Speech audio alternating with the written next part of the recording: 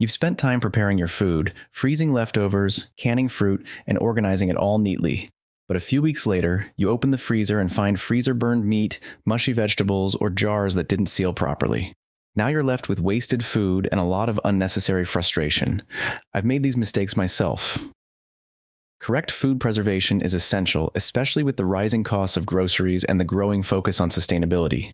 However, some common mistakes are easy to overlook. In this countdown of 20 food preservation mistakes to avoid, we'll go over the most important things you need to keep in mind so you don't end up wasting your efforts. Whether you're just starting or you've been preserving food for a while, this guide will help you get it right. 20. Not using food storage systems. Okay, let's start at the bottom with one of the simplest yet most overlooked mistakes: not using the right food storage systems. Sure, you can throw food in a Ziploc bag or use an old plastic container, but if you're not vacuum sealing your food, you're missing out on one of the easiest ways to extend its shelf life. I had no idea how big of a difference vacuum sealing could make until I tried it myself. I used to freeze everything in regular freezer bags thinking they were airtight enough. One day, I found some frozen fruit that was completely covered in ice crystals. Classic freezer burn. It hit me that a vacuum sealer could have saved the day. These machines remove all the air from the bag, keeping your food fresh and safe from freezer burn for months. Not only does it keep the flavor intact, but it also prevents freezer space from getting clogged up with bulky containers. Fun fact, vacuum-sealed food can last 3 to 5 times longer in the freezer than food stored in regular plastic bags. That's a serious game changer, especially if you're looking to stock up or freeze large batches of food. And it's not just for the freezer. Vacuum sealing works wonders for dry storage too. I've even started vacuum sealing spices to keep them fresh longer, instead of tossing them out every few months when they lose their potency. The good news? These sealers aren't that expensive. A simple investment in a vacuum sealer can pay off big time in the long run, so if you're not using one already, it's time to get on board. Your food will stay fresh longer, and you'll avoid the disappointment of finding a frozen dinner that's past its prime. 19. Using low-quality ingredients for preservation. When it comes to food preservation, using fresh, high-quality ingredients is just as important as the technique itself. It's easy to assume that freezing or canning something automatically makes it last. But the truth is that preserving poor quality food won't result in good tasting or long-lasting storage. I learned this lesson when I tried canning some berries that weren't quite ripe. They were a bit soft, but I figured, why not? They'll taste fine once canned. When I opened the jars months later, the berries had lost their flavor and texture entirely. The whole batch ended up being a waste. When you're preparing food for preservation, always start with fresh, high-quality ingredients. The better the quality of the food you're preserving, the better it will taste after freezing, canning, or drying. Poor quality ingredients often don't hold up well in storage and can result in foods that spoil quicker, don't taste as good, or even develop off flavors. For example, vegetables that are slightly overripe or past their prime might still look okay, but they'll lose their texture and nutrients once they're frozen or canned. It's tempting to use up everything you have in the fridge, but when it comes to preserving, the quality of your starting ingredients really matters. Take a moment to inspect what you're about to preserve. Is the fruit ripe and the meat fresh? If not, it's best to use those items right away or throw them into a soup rather than try to preserve them for later. Starting with fresh, top-quality ingredients is one of the simplest and most effective ways to ensure that your preserved foods stay safe, tasty, and last for as long as possible. It's a small step that pays off in a big way when it comes to food storage. 18. Using too much salt in food preservation. Salt is one of the oldest and most effective preservatives out there, but like anything, moderation is key. I learned this the hard way when I tried to preserve a batch of bacon using a heavy hand with the salt. I figured more salt would make it last longer, but it ended up being so salty that it was nearly inedible. It's easy to think that more salt means better preservation, but in reality, it can overpower the natural flavors of the food and leave it tasting more like, well, salt than anything else. When it comes to food preservation, salt helps by drawing out moisture, which is key to preventing bacterial growth. But if you go overboard, you risk ruining the taste of your food. I once had a batch of beef jerky that tasted like it had been dipped in salt water. The texture was perfect, but the flavor? Way too intense. It was clear that the salt ratio was off. The right balance is crucial. Just enough salt to preserve the food and bring out its natural flavors, but not so much that it dominates. When I started using the right amount of salt and added other ingredients like vinegar or sugar, the flavors became more balanced and the food tasted way better after preservation. Salt should be a helper, not the star of the show. So next time you're preserving food with salt, keep this in mind. Measure carefully and don't assume that more is better. Your food will taste better and last longer when you use the right amount, and you won't end up with overly salty meat or vegetables that nobody wants to eat. 17. Not checking for signs of spoilage. It's easy to assume that once food is preserved, it's good to go. After all, you've gone through all the steps, canning, freezing, or drying, but you still need to check your food from time to time. I remember once pulling a jar of homemade pickles off the shelf and thinking, this should be fine, only to open it and find mold floating on top. I hadn't checked it in months, and I learned the hard way that it's just as important to inspect your preserved food as it is to store it correctly. Spoilage can happen in many forms: mold, off smells, or changes in color and texture. With canned goods, for example, you might notice a seal that's no longer tight or jars that have bulged slightly. These can be red flags that the food inside is no longer safe to eat. Freezer-burned food, while not harmful, will often lose its texture and flavor, which makes it less enjoyable to eat. I once found some frozen fruit that had been sitting in my freezer too long and was completely mushy once thawed. It wasn't dangerous, but it definitely wasn't appetizing either. Checking for spoilage isn't just about looking at the food, it's also about paying attention to how it's been stored. For example, foods that have been improperly canned or not stored at the right temperature are at a higher risk of developing spoilage. Make it a habit to check your pantry, freezer, and fridge periodically to ensure everything is still in good condition and at the right temperature. By keeping an eye out for spoilage, you can avoid wasting time and money on food that's no longer safe or tasty. Plus, it gives you peace of mind knowing that you're preserving food the right way. Regular checks are a simple but important step to make sure your efforts don't go to waste. 16. Storing garlic and onions improperly. Garlic and onions are two staples that almost everyone uses in the kitchen. They're incredibly versatile, but they're also prone to spoiling if not stored correctly. I found this out the hard way when I once kept a bunch of garlic in my fridge, thinking it would last longer. After a few weeks, it had sprouted tiny green shoots, and the cloves themselves had started to get mushy.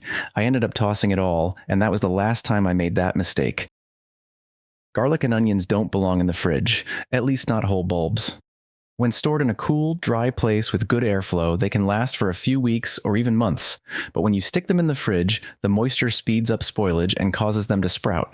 Even worse, once they start sprouting, they become more bitter and less flavorful. So if you're storing garlic and onions incorrectly, you're wasting both flavor and money. The best way to store garlic and onions is in a well-ventilated area, like a pantry or a basket with holes, where they can breathe and stay dry. I've started keeping garlic in a small mesh bag and onions in a basket on my counter, and they last a lot longer. If you don't have the right spot, you can even hang them in a cool, dark place to keep them fresh.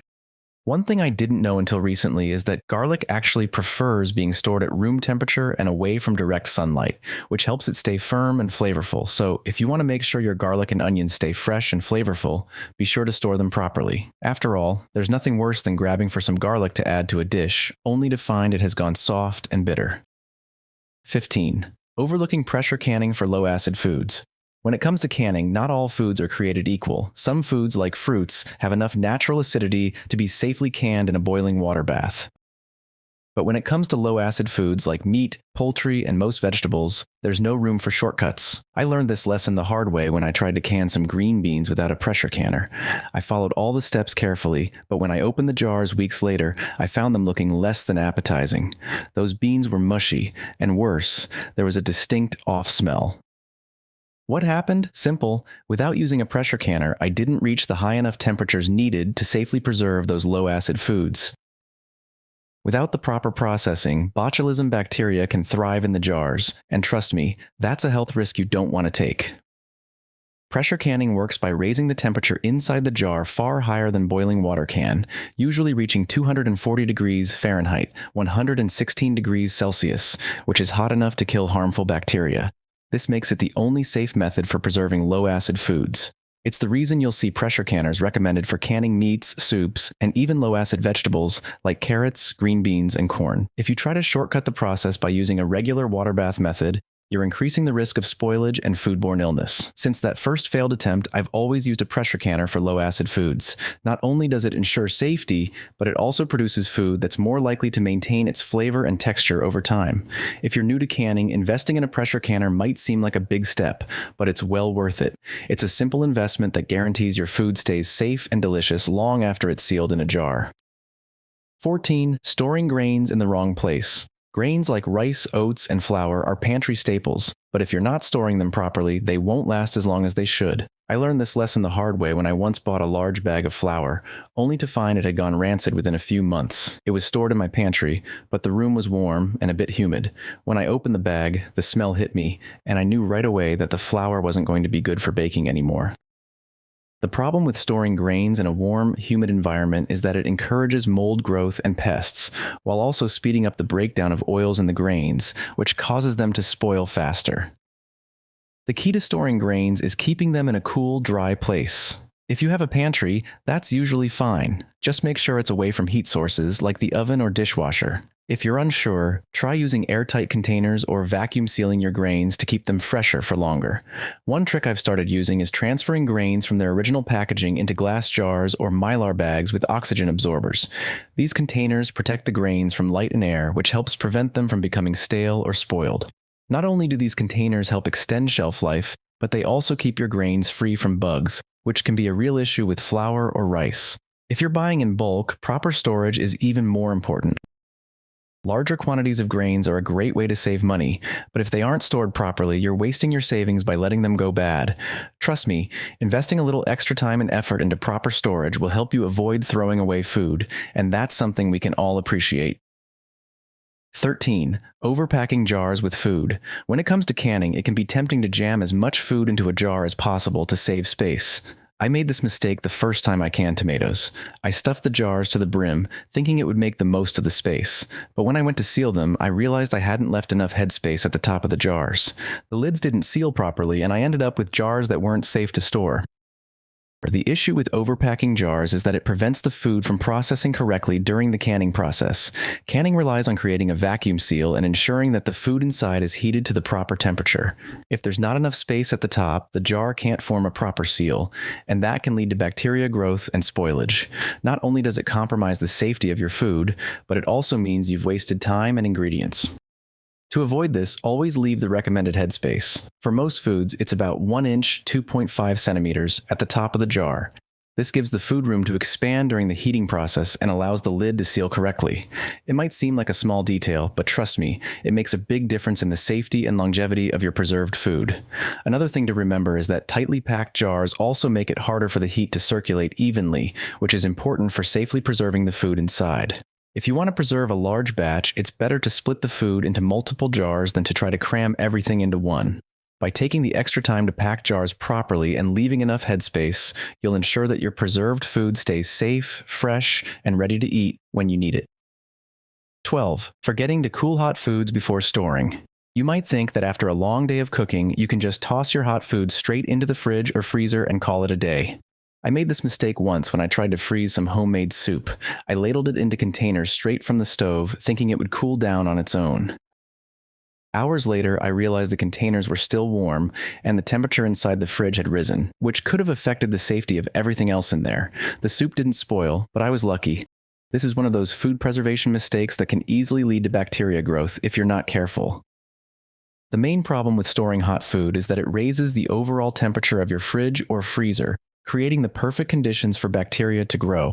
According to the USDA, food should be cooled to room temperature before being refrigerated or frozen, but it shouldn't be left out for more than 2 hours. If you're dealing with large amounts of food, you can speed up the cooling process by using smaller containers or even placing the food in an ice bath for a bit. This helps bring the temperature down quickly and safely. Since I started letting my food cool before putting it in the fridge, I've had a lot less stress about food safety. It's a simple habit to get into, but it makes a huge difference in preventing spoilage. So next time you're cooking up a big batch of something, take the extra time to let it cool. Your food in your fridge will thank you for it. 11. Not adjusting for altitude when canning. When you're canning at sea level, following a basic recipe is usually all it takes to get your jars sealed and your food preserved. But if you're canning at higher altitudes, you need to make some adjustments, or risk improperly processed food. I discovered this the hard way when I moved to a higher elevation and attempted to can some vegetables. I followed the same method as usual, but when I opened the jars months later, I found that some of them didn't seal correctly and the contents had spoiled. The altitude had affected the processing time, and I didn't account for that.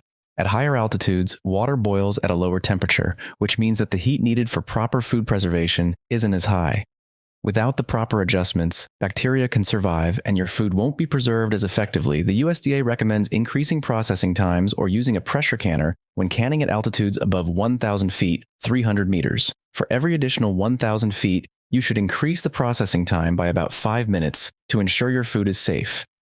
Since then, I've made it a point to research and adjust for altitude when I can.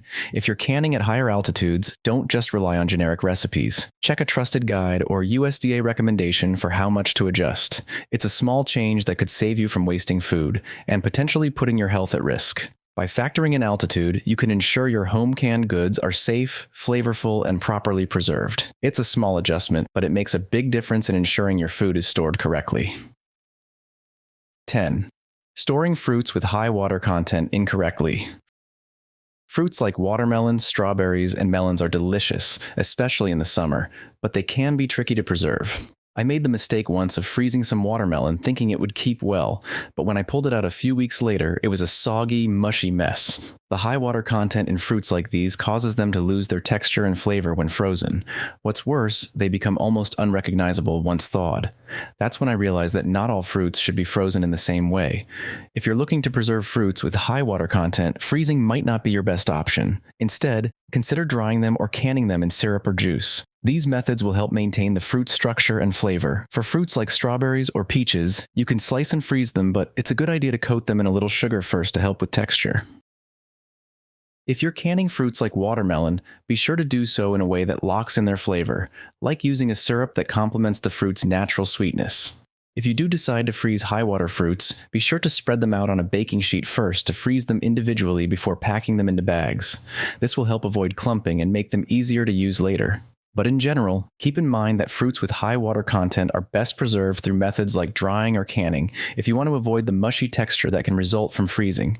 This little tip will save you from those "what was I thinking" moments when you open the freezer and realize the fruit's texture has completely changed. 9. Skipping the dehydration process for meats. Dehydrating meats is one of the oldest and most effective preservation methods, especially for making jerky. I learned this the hard way when I tried making my own jerky but skipped a crucial step: properly drying the meat. The result? It turned out chewy and tough instead of tender and flavorful. What went wrong? I didn't remove enough moisture, which meant the meat wasn't preserved properly and could spoil faster. Dehydration works by removing the moisture that bacteria need to grow. If you don't dry the meat thoroughly, it won't last as long, and you could end up with mold or spoilage. According to food preservation experts, dehydrating meat at a low temperature ensures that it dries thoroughly without cooking the meat. Without this step, you'll end up with jerky that's tough rather than the tender texture we're all hoping for. To get the best results, slice the meat evenly so it dries at the same rate. I found that using a dehydrator works best because it helps maintain a consistent temperature and provides proper airflow, ensuring even drying. I tried using my oven once, but the heat wasn't evenly distributed, and the jerky didn't turn out as well. A dehydrator helps maintain the right temperature to remove moisture efficiently, which is essential for preserving the meat safely. And don't skip marinating the meat. Not only does marinating add flavor, but it also helps keep the meat moist during dehydration, preventing it from becoming too dry and tough. The first time I dehydrated without marinating, my jerky was bland and dry. A simple marinade can really make a difference in flavor and texture. So, when you're dehydrating meat, make sure to follow the process carefully. Use a dehydrator for the best results, slice the meat evenly, and marinate it for added flavor and tenderness. Doing this will ensure your meat stays fresh longer and tastes just the way you want it to. 8. Not freezing foods quickly enough. Have you ever thrown something in the freezer only to find it's soggy and mushy when you pull it out weeks later? I did that with some homemade chili once, and it didn't turn out the way I expected. The problem? I let it cool down too slowly before freezing it. The longer food sits at room temperature, the more likely it is to develop ice crystals and lose its texture when frozen. Freezing food quickly locks in the flavor and texture, while slow freezing can lead to the formation of large ice crystals, which break down the food's cell structure. According to food preservation experts, quick freezing is key to maintaining the quality of your food. A rapid freeze keeps the food's texture intact, while slow freezing can result in mushy or rubbery meals. One trick I've learned since then is to spread food out on a baking sheet or tray before freezing it. This allows the food to freeze quickly and evenly, preventing large ice crystals from forming. After a few hours, I transfer the food to bags or containers. Not only does this keep the food's texture intact, but it also prevents freezer burn, which can make food taste stale or dry. So if you want to preserve the flavor and texture of your food, make sure it freezes quickly. By spreading it out on trays and letting it freeze solid before storing it in bags, you'll keep your meals tasting fresh and ready to go whenever you need them. 7. Storing fresh herbs improperly. Fresh herbs are a kitchen essential, but they can be tricky to store. I learned this the hard way when I tossed a bunch of basil into my fridge thinking it would last longer. A few days later, I found it wilted and soggy, far from the fresh, fragrant herb I was expecting to use. That's when I realized the fridge isn't always the best place for herbs like basil or cilantro. Instead, try placing them in a jar of water, just like flowers in a vase. Some herbs, like basil, actually prefer room temperature. Basil is sensitive to the cold, and storing it in the fridge causes it to turn black quickly. According to food preservation experts, the best way to store basil is to keep it in a glass of water at room temperature, away from direct sunlight. This method will keep the leaves fresh for much longer than simply wrapping them in plastic or sticking them in the fridge. For other herbs like thyme, rosemary, and sage, you can wrap them in a damp paper towel and store them in the fridge. This helps maintain their moisture without suffocating them. I used to store them in plastic bags, but they would often get crushed or lose their flavor quickly. Wrapping them in paper towels allows them to breathe while staying fresh. If you want to keep herbs fresh for even longer, try freezing them. I've started freezing herbs like parsley and cilantro in ice cube trays with a little bit of olive oil or water. This makes it easy to pop out a cube whenever I need fresh herbs for cooking. Freezing is especially useful for herbs that tend to wilt quickly or lose flavor after a few days. So the next time you pick up fresh herbs, be mindful of how you store them, whether it's placing them in a jar of water or freezing them for later use. A little extra care will keep them fresh and ready to use when you need them. 6. Not blanching vegetables before freezing. Freezing vegetables seems like an easy way to preserve them, but I learned the hard way that skipping the blanching process leads to disappointing results. I once froze a batch of green beans without blanching them first, thinking they'd freeze just fine. Spoiler alert, they didn't. Instead of vibrant, crisp beans, I got a mushy mess. That's when I realized how important blanching is. It locks in the nutrients and keeps the veggies tasting fresh.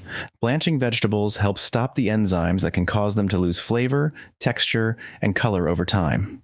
According to food preservation experts, blanching involves briefly cooking the vegetables in boiling water or steam, then cooling them quickly in ice water to halt the cooking process. It may seem like an extra step, but it's crucial for preserving the quality of your frozen produce. Since then, I've made blanching a non-negotiable part of my food prep. Whether it's spinach, carrots, or peas, I always blanch them for a few minutes before freezing. It only takes a little extra time, but ensures the vegetables stay fresh and flavorful for much longer in the freezer. If you're freezing veggies like broccoli, peas, or corn, be sure to give them the blanching treatment. It makes all the difference in preserving flavor, texture, and nutrients, ensuring your frozen vegetables taste just as good as fresh when you finally cook with them. 5. Overloading your freezer. It's easy to think that cramming as much as possible into your freezer will save space, but I quickly learned that doing this only leads to frustration. The problem is, when your freezer is packed to the brim, cold air can't circulate properly, and that means some food won't freeze as efficiently as it should. I learned this the hard way when I tried freezing large portions of homemade meals, only to find that some of them froze unevenly and others developed freezer burn. According to experts, leaving a little space in your freezer helps maintain an even temperature throughout. It allows the cold air to circulate, ensuring that everything freezes quickly and evenly. So instead of squeezing everything in, make sure you're allowing some room for airflow. I started freezing food in smaller batches and arranging items in a way that leaves enough space between them for air to flow. This not only helped the food freeze better, but also made it easier to organize and find what I needed. Another thing I've learned is that freezing food in smaller portions makes it easier to thaw just what you need. Instead of defrosting an entire meal, you can grab a single serving and save the rest for later. This reduces waste and keeps your freezer organized, making meal prep a lot easier. So, next time you're loading up your freezer, remember, a little extra room for airflow goes a long way in keeping your food fresh and properly frozen. 4. Not using proper containers for freezing. When it comes to freezing food, choosing the right container is crucial. I found this out the hard way when I used regular plastic containers to store some homemade soup. A few weeks later, I pulled it out of the freezer only to find the containers cracked and the food freezer burned. The soup tasted dry and lacked the flavor it had when fresh. It turns out that not all plastic containers are designed for freezing, and using the wrong kind can lead to wasted food and ruined leftovers. The USDA recommends using thick, airtight containers or freezer bags specifically designed for freezing. These options help lock out air and moisture, both of which can cause freezer burn and affect the texture and taste of your food. Regular plastic containers or thin plastic bags aren't ideal because they can allow air in, which leads to freezer burn. After switching to freezer-safe containers, I noticed an immediate improvement in the quality of my frozen meals. When using bags, make sure to squeeze out as much air as possible before sealing them. Vacuum sealing is the best option, as it removes air and prevents freezer burn. But if you don't have a vacuum sealer, you can use Ziploc bags that are designed for freezing, or even use a straw to suck out the air before sealing. I've found that double bagging certain foods, like meats or soups, can provide extra protection against air getting in. So when you're storing food in the freezer, remember to use the right containers. It's a small detail, but it makes a big difference in keeping your food fresh and flavorful for much longer. Avoid using regular plastic containers and invest in ones specifically designed for freezing. Your food will last longer and you won't have to worry about freezer burn. 3. Incorrect canning techniques. Canning is one of those preservation methods that seems simple but requires some attention to detail. I learned this the hard way when I tried to can homemade tomato sauce. I followed the recipe step by step, but I didn't check the seals on the jars after processing. Weeks later, I opened one and found it spoiled. The seal hadn't formed properly and the sauce was a total loss. That's when I realized how important it is to check the seals and use the right method, especially for low-acid foods like meats and vegetables.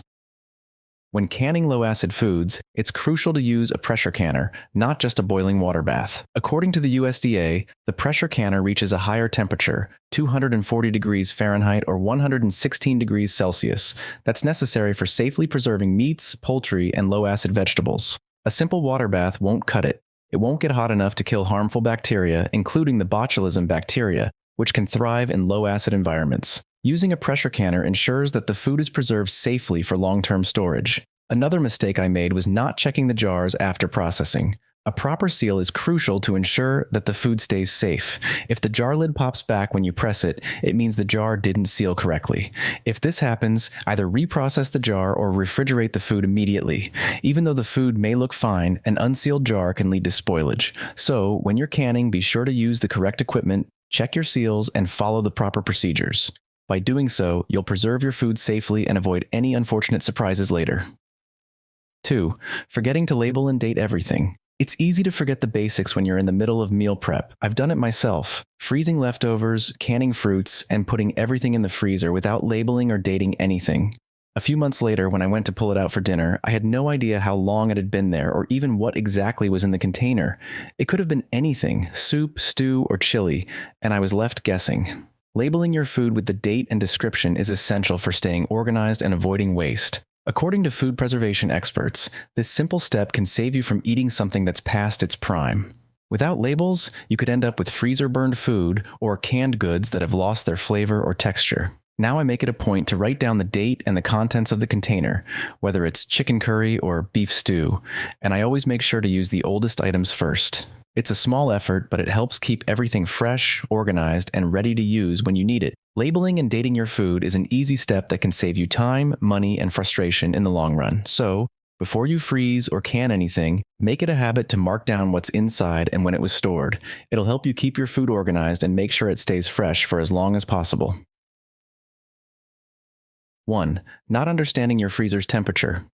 We've all been there, freezing leftovers and canning fruits, only to find months later that your food has turned into a freezer-burn disaster. That's exactly what happened to me when I tossed a bunch of chicken breasts into the freezer, thinking everything would stay perfectly fresh. But when I pulled them out a few weeks later, the ice crystals and the dry, tough texture were all too familiar. I learned the hard way that the freezer wasn't set to the right temperature. Turns out, the ideal temperature for your freezer is 0 degrees Fahrenheit, minus 18 degrees Celsius. Anything warmer than that means your food isn't freezing properly, which leads to freezer burn. According to the USDA, keeping your freezer at the right temperature is crucial for food preservation. Anything above that 0 degrees Fahrenheit mark means food will start to lose its flavor and texture over time. At first, I thought my freezer was doing fine, but I quickly realized the importance of checking the temperature with a simple thermometer. Most freezers have a temperature dial, but it's easy to forget that they may not always match the actual internal temperature. I was shocked to learn how a small adjustment can make a world of difference in preserving food. Since I started regularly checking my freezer's temperature, my food has stayed fresher longer. It's a simple step, but it prevents freezer burn and helps your food retain its texture and taste. So next time you're storing food, make sure your freezer is set to the right temperature. It's an easy fix that ensures your meals will taste just as fresh as the day you froze them. By avoiding these common mistakes, you can keep your food fresher for longer, save time, and reduce waste. It doesn't take much extra effort. Just a little knowledge and attention to detail. The next time you're storing food, remember these tips and enjoy meals that taste just as fresh as the day you made them.